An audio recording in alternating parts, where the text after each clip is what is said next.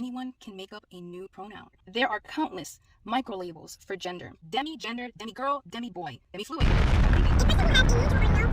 There's nothing wrong with changing your gender multiple times a day. Pangender, a person who identifies as multiple or all genders. This is art. This is okay, because why not? Neo-pronouns. Do you want to know what that is? I stand with truth, justice, and goodness. None of these are found in this movement.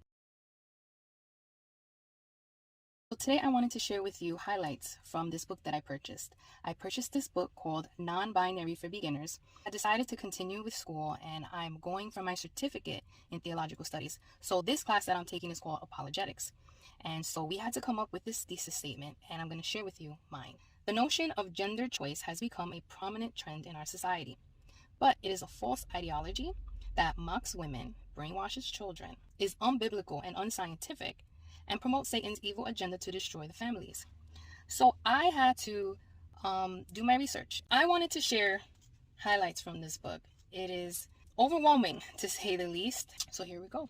For a small group of people, as they grow older, sometimes as early as 3 years old, or well into middle age or older, they say, wait a minute, everyone is telling me that I'm a girl, but I'm actually a boy. Or I was assigned male at birth, but I am a girl in a boy's body. The 5-year-old trans girl in a boy's body was no less trans at 5 years old than she was at 18 years old when she finally had gender-affirming surgery. So at 5 years old, right, even though a 5-year-old doesn't know the difference between reality and fantasy, it is okay for them to change their gender, something life-changing, irreversible.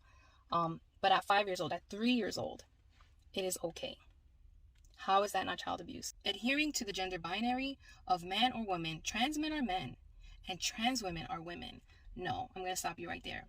Trans men are trans men. Trans women are trans women.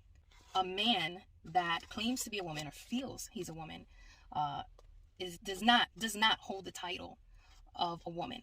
He holds the title of trans woman because he transitioned from male to female, going through whatever operations or hormonal therapy, blockers, whatever. So take the title with pride. You transitioned, so hold your title, keep it, it's yours. You can't take it away, you can't eliminate it.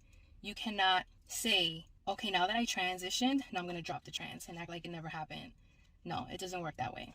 We are not the same. Here's the fun part. Some non-binary people exclusively use the pronouns of their AGAB. For example, an AFAB person, remember, assigned female at birth, that is AFAB, uses she and her pronouns. Some non-binary people use the opposite binary gender pronouns. For example, an AMAB, which is assigned male at birth, person who identifies as non-binary and uses exclusively she, her pronouns.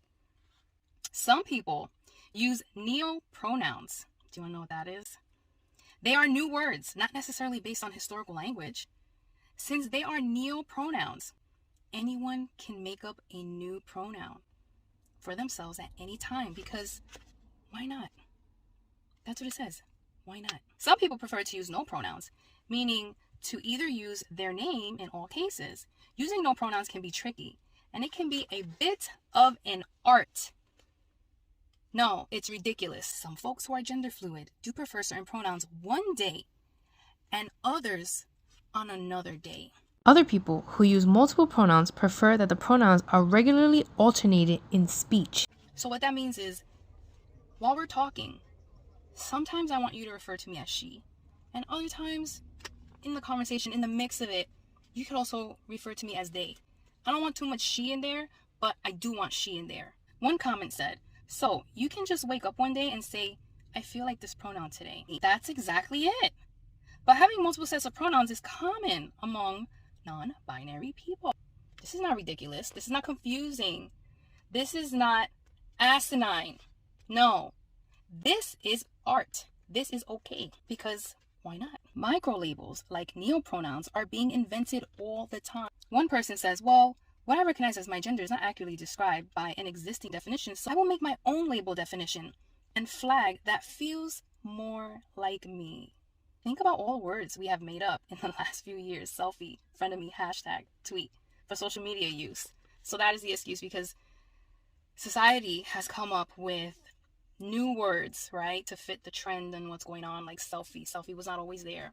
So because of that, it's okay to continuously add to the dictionary and add new words depending on how you feel and how and what you want to be called. We can just continue to add different pronouns. Some people feel 2 or more genders at the same time. Some people feel no gender at all, completely off the spectrum. And some people who are fluid may feel one gender one day and another gender another day. Others feel that their gender changes every day or even many times a day.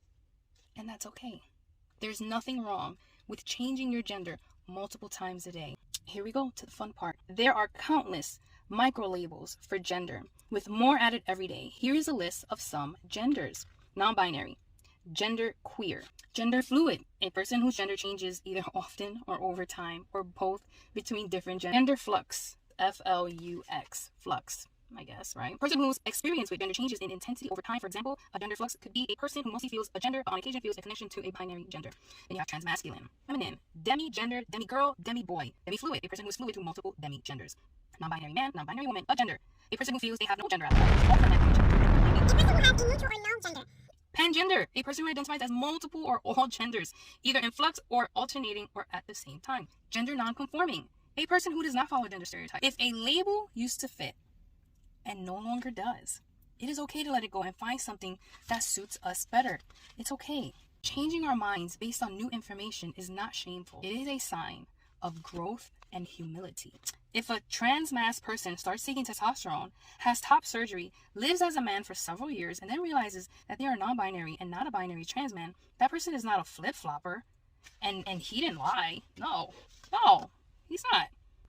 Their experience of life evolved. He's evolved. It's not a mental disorder. It's totally okay.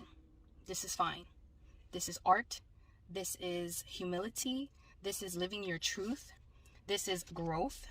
Changing your mind, flip-flopping, saying you want to change genders every second, every minute, totally okay. We are supposed to ask them, what pronouns would you like to be called today or in this hour, really? Because it can change, and we are to love them. And to love them, right, is to do what they say and agree with what they, with their illusions. That is love to them. No, I'm sorry. I cannot do that. I will not keep up with these different pronouns. It is ridiculous. I stand with truth, justice, and goodness. None of these are found in this movement.